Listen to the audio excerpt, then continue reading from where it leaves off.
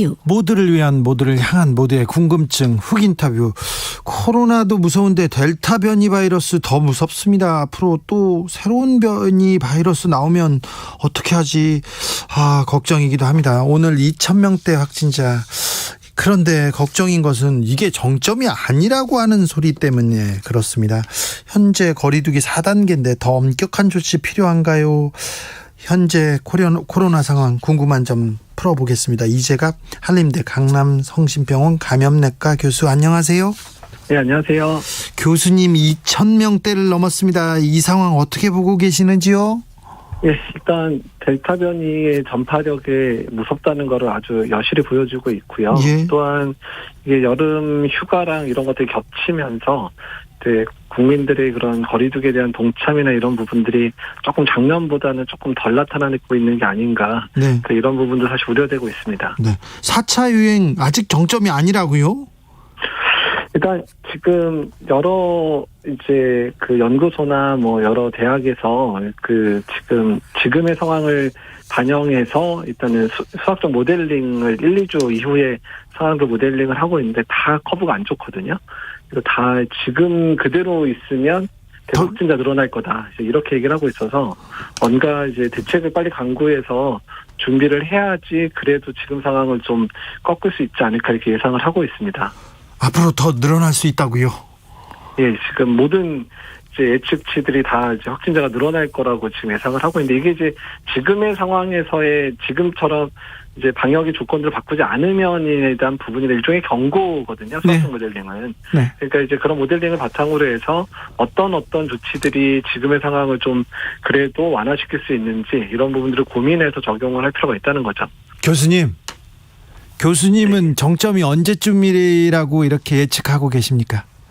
만약에 지금 특별하게 대책을 강구하지 않으면 계속 올라갈 거예요. 그러니까 1, 2주는 올라가다가 이제 백신 접종이 조금씩 이루어지고 있잖아요. 네. 그래서 40, 50대, 50대 접종이 이루어지면 한 8월 말에서 9월 중순 정도 돼야지 유행이 꺾일 것 같기 때문에 지금 유행 상황을 조금이라도 빨리 꺾을 거면 이제 뭔가 추가적인 대책이 필요하다는 거고요.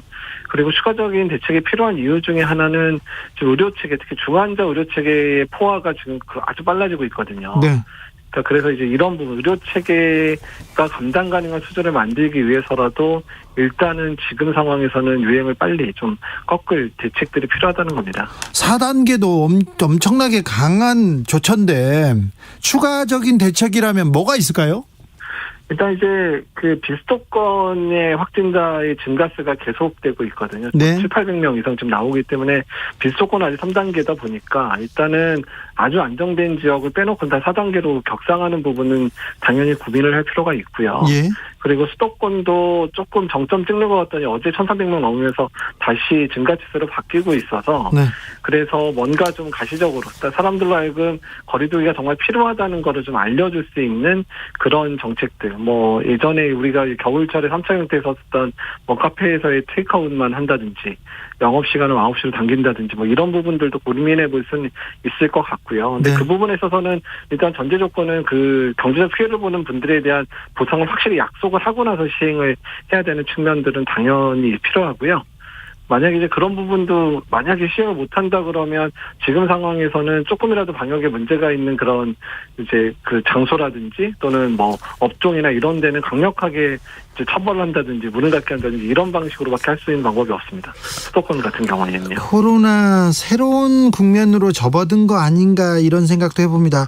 백신 많이 맞은 이스라엘, 영국에서도 확진자, 사망자 계속 늘고 있더라고요. 예, 그렇습니다. 특히 이스라엘이 지금 전 국민 접종이 60에서 70% 사이에서 좀 정체되고 있기는 한데, 근데 어쨌든 델타 유행 되면서 최근에 거의 6,000명 정도까지 확진자가 늘어난 거기 때문에 우리나라 인구의 5분의 1밖에 안 되기 때문에 거의 우리나라 수준으로 얘기하면 5만 명씩 발생하는 상황이 지금 발생하고 있는 상황이거든요. 예. 그래서 이제 그런 부분들도 백신 접종 자체의 효능감 자체가, 그러니까 일단 백신이 그래서 아예 안 된다는 의미는 아닌데 백신 접종도 열심히 해야 되지만 거리두기, 마스크 착용 이런 기본적인 방역을 같이 해야 된다는 거를 이제 이스라엘이나 영국 사례를 보면 알 수 있을 것 같습니다.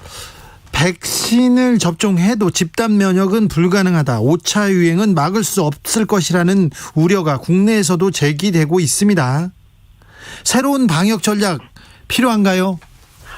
일단 그 부분 말씀하신 교수님 의견은 저도 뭐 아니라고 얘기 못 하겠는데, 근데 일단 백신 접종은 기본적으로 돼 있어야지 일단은 이제 유행 상황들에 대해서 그나마 안정적인 상황을 만들 수 있기 때문에 백신 접종 당연히 열심히 해야 되는데, 지금 사실 60세 이상에 대한 예방접종 어느 정도 맞춰졌지만 지금 중환자들 대부분 40대, 50대에서 나오고 있거든요. 예. 그래서 20에서 50대까지의 접종 순조롭게 끝까지 잘 맞춰야 되는 것 자체가 일단 방역의 패러다임을 바꾸는 기본적인 툴이 될 수밖에 없고요. 네. 그 상황에서 말씀드린 대로 거리두기랑 마스크 착용 계속 강조하면서 끌고 가야 되는 상황이기 때문에, 그러니까 예전에 우리가 생각했던 뭐 11월에 뭐 백신 접종 70%로 올라가면 마스크 벗을 수 있다, 이런 개념은 사실 전문가들이 3월, 4월에도 안 된다고 분명히 얘기를 했었거든요. 다만 정부가 백신 접종을 올리려는 수단으로 활용한 부분인데, 일단 그 부분은 이미 아니라는 거는 이제 원래 알고 있었던 대로 델타가 확실하게 증명을 해준 상황이기 때문에,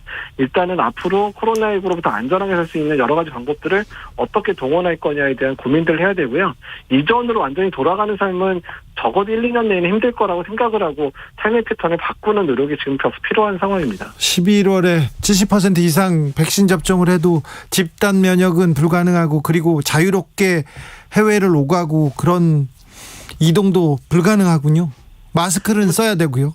그러니까 지금보다는 나아질 거는 확실해요. 11월 달이요. 네. 근데 그게 우리가 예전에 생각했던 마스크 다 벗고 외국 마음대로 다니고 그냥 뭐 이런 상황들은 이제 더 오랜 시간이 걸릴 거라는 부분들 말씀드리고, 그래서 일단은 우리가 이 방역의 패러다임도 바꿔야 되는 것뿐만 아니라 우리의 의료 체계도 바꿔야 되고, 우리가 코로나를 대하는 생각 자체도 바뀔 수밖에 없다는 부분들에 대해서 인정을 할 때가 됐다는 얘기입니다. 작년에 뉴노멀이라는 얘기 그렇게 많이 나왔는데 백신 나오고 나서 사람들이 많이 또 다시 일상으로 회복될 거라는 낭만을 갖게 됐는데, 네, 풀어졌어요. 지금 그런 낭만을 가질 수 있는 상황이 아니라는 걸 말씀드리는 겁니다. 그런데 돌파 감염 사례도 있고요. 백신 맞아도 이렇게 감염되는데 백신을 왜 맞아? 이렇게 얘기하는 사람들도 있습니다. 백신 접종이 중요한 이유는 뭡니까? 그러니까 이제 미국 데이터를 보면 확실히 알 수 있는데요. 미국에서 지금 사망자의 99%는 다 비접종자입니다. 지금 네. 접종하신 분이 사망하는 경우는 1%밖에 안 된다는 얘기고요. 예. 전체 사망자의 99% 또는 중환자실에 입원하는 99%는 다 비접종자에서 발생을 하고 있기 때문에, 그러니까 백신을 맞으면 걸릴 수는 있을지 몰라도 중증으로 진행하지 않는다, 사망하지 않는다라는 걸 확실하게 지금 유지가 되고 있거든요. 예. 네, 백신 접종은 당연히 근간입니다. 그러니까 중증 환자가 덜 발생을 해야 사망자도 줄고 의료 체계도 보존될 뿐만 아니라 우리의 그 이제 소중한 가족들이 죽는 걸 막을 수 있다는 얘기이기 때문에 백신 접종은 당연히 맞아야 되는데, 백신 접종만으로는 안 된다라는 의미를 백신이면 안 된다 이렇게 받아들이지 말라는 얘기죠. 네.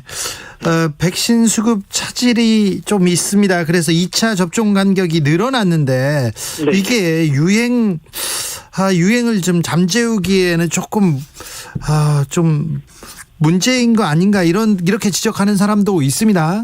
예, 뭐 사실 뭐 조금 이제 연기가 되는 상황들은 아쉽기는 합니다. 그러니까 지금의 상황을 안정시키기 위해서는 접종 완료 저희비를 빨리 올리는 게 중요하기는 한데요. 네. 근데 뭐 백신을 못 준다는데 저희가 뭐 어디서 가져올 수도 있는 상황은 아니니까, 네. 일단은 그런 변수들을 감안해서 방역적 정책들을 더 강화해야 되고요.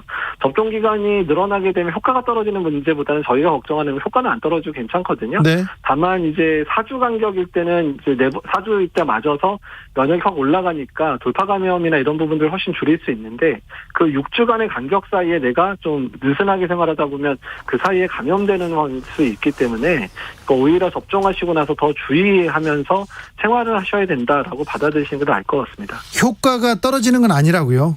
네, 예. 6주로 네. 하더라도 지금 뭐 모더나는 자료가 많지는 않지만 화이자 같은 경우는 오히려 8주 간격이 효과는 더 좋을 수도 있다. 다만 델타 변이 때문에 너무 접종각이 벌어지면 1차 접종만의 효과가 떨어지니까 그 감염의 위험성이 높아지니까 8주까지 미루지는 못하는 게 아니냐, 이 정도의 논문들은 나와 있거든요. 네. 그러니까 6주에 맞는 거는 뭐 안전성 또는 효과 문제에 있어서는 크게 문제는 없다라고 생각하시면 됩니다. 지금 자녀 백신 예약하는 사람들 이렇게 얘기를 들어보면요, 아스트라제네카 백신 지금 많이 나왔어요, 이렇게 빨리 맞으세요, 이런 그 알람이 뜬답니다. 그런데 50대 미만으로 아스트라제네카 네. 백신 접종 연령을 낮춰놔서 그 50대 이상으로, 그래서 50대 미만은 못 맞는다고 하는데, 이 연령을 조금 조정하는 거에 대해서는 어떻게 보시는지요? 저는 사실 50대 이상만 접종이 결정됐을 때도 상당히 전 반대를 했었거든요. 그러니까 우리나라에서 혈소판검사 혈전증이 빈도가 높지 않은데 왜 유럽이나 이제 이런 기준을 따라갔는지에 대해서 사실 저는 되게 의구심이 있었는데 언론이 너무 떠들어서 그런 거죠. 예, 그러니까 사실 정부가 너무 이제 그 여론에 휩쓸려서 결정을 그렇게 좀 너무 수세적으로 결정하는 건 너무 아쉽고요. 그러니까 이미 그렇게 해놨으니까 지금 연령을 낮춘다 그래도 사실은 많은 사람들이 접종을 할까도 사실 걱정이거든요. 네, 근데 그렇죠. 사실 저는 지금이라도 뭐 연령대를 좀 더 하향하는 부분에 있어서는 전 찬성하는 입장입니다. 질문이 계속 들어오고 있습니다. 7142님께서 코로나가 밤에만 오는 것 아닌데 왜 주간에는 단속을 유연하게 하는지 좀 알려주세요. 이렇게 물어봅니다. 근데 이제 뭐 다 아시지 않나요? 네. 밤 되면 더 사람들이 많이 모이고 유흥업소도 가고 뭐 이렇게 되니까 당연히 밤에 만나는 모임들이 환자 발생을 더 늘리기는 하는데요. 근데 사실 뭐 낮에 뭐 요새 유흥업소나 뭐 술 마시는 거를 낮에 4시부터 하는 분들까지 생각을 하면 사실은 그것도 단속을 해야 되는 게 맞긴 맞는 거죠. 네. 어쨌든 간에 밤에 이런 것들을 통금을 한다든지 영업을 제한한다든지 모임을 제한하는 건 우리나라만 그러는 게 아니라 전 세계가 다 마찬가지고 당연히 밤에 활동량이 늘어나고 개인적인 만남이 많아지기 때문에 네. 당연히 그런 노출 사례가 더 많아지는 건 맞죠. 경제 활동을 낮에 하고 사교 활동을 밤에 하니까 사교 활동은 조금 줄여보려는 전 세계적 노력 아닐까 이런 생각도 해봅니다. 맞습니다. 예, 맞습니다. 9909님께서 확진자 집계는 어느 정도 수가 나와야 의미가 없다고 생각하시나요? 이렇게 물어보면서 어떤 분은 중증 환자만 집계하자는 얘기도 합니다. 이렇게 지적합니다.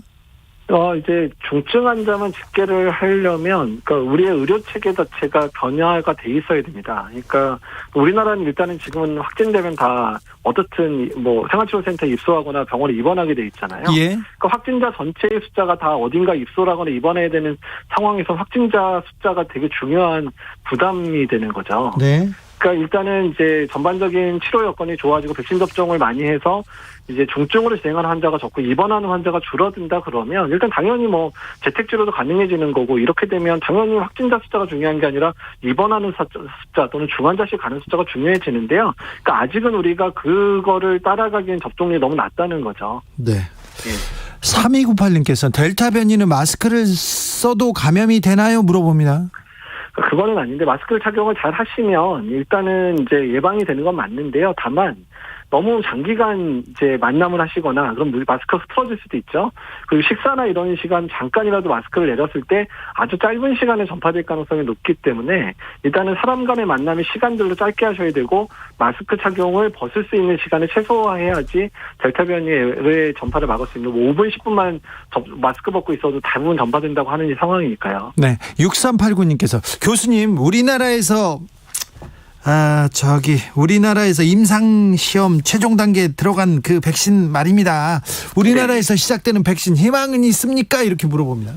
일단은 이제 동물 실험이나 일상 결과를 보면 매우 고무적인 결과고요. 안전성 데이터도 꽤 괜찮아서 삼상 연구만 잘 진행된다 그러면 매우 기대할 수 있는 백신은 맞겠다 생각을 하고 있습니다. 아, 그래요? 기대가 큽니다. 그 언제쯤 만날 수 있을까요? 네, 지금 삼상이 이제 8월 달부터 진행이 되기 때문에 또 비교 임상이니까 시간이 아주 오래 걸리진 않거든요. 그래서 이제 그런 결과 분석하고 그러면 올해 말이나 내년 초에 분석이 끝나면 아마 내년 봄에는 상용화될 수 있지 않을까 이렇게 좀. 근데 다만 모든 절차가 문제없이 아주 착착착착 진행돼야 되는 건 해야지 되는 거긴 한데 내년 봄 정도를 기대를 하고 있습니다.